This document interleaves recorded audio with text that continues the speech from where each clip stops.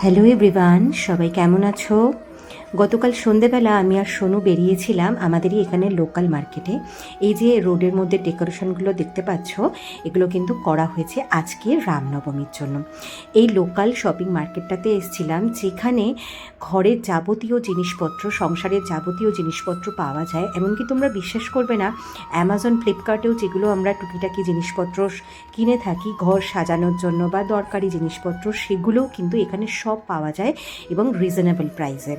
তো যাই হোক, এই একটা লোকাল শপে চলে এসেছিলাম, যেখানে আইসক্রিম থেকে ফালুদা, বাদাম শেক, কাজু শেক, অনেক রকমের অনেক কিছু পাওয়া যায়।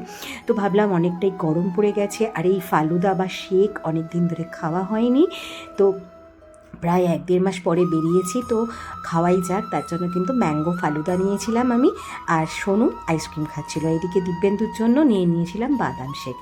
বাড়িতে ফেরা মাত্রই সোনুর শুরু হয়ে গেল অনলাইন কোডিং ক্লাস। ও এদিকে কোডিংয়ের ক্লাস করছিল, আমি একটু বানিয়ে নিলাম একদম পাতলা করে লস্যি, কারণ আমার ঘরে পাতা যে টক দইটা একটু কমে গেছিলো, মানে শেষের পথে, তো তার জন্য একটু হালকা পাতলা করেই করেছিলাম। এদিকে দিব্যেন্দুও এসে গেছিলো, একটু সন্ধে দিয়ে দিল, আর আমি রাতের খাবারের ব্যবস্থা করলাম। রাতের খাবারে বানিয়েছিলাম আলু পটলের তরকারি, সাথে আমের চাটনি। আলু পটলের তরকারিটা ভেবেছিলাম পটল চিংড়ি করব, কিন্তু এখন যেহেতু নবরাত্রি চলছে, এখানে কোনো মাছওয়ালা কিন্তু বসছে না, তো তার জন্য একদম সিম্পলভাবে আদা রসুনের পেস্ট দিয়েই আলু পটলের তরকারিটা করেছিলাম, সাথে করেছিলাম ভাজা মশলা দিয়ে আমের চাটনি। খুব সুন্দর খেতে হয়েছিল। তো এই তরকারি করতে করতে ওরা ওদিকে একটু সিরিজ দেখছিল, তো আমি একটু ভাবলাম যে কিছুক্ষণ গিয়ে দেখি।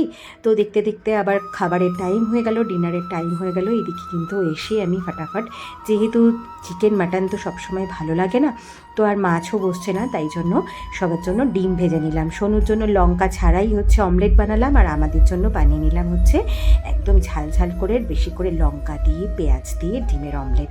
তো এই ডিমের অমলেট সাথে একটু মুসুরির ডালও বানিয়েছিলাম, আর সাথে ছিল আলু পটলের সবজি আর আমের চাটনি। ব্যাস এই ছিল আমাদের হচ্ছে গতকালের রাতের খাবার।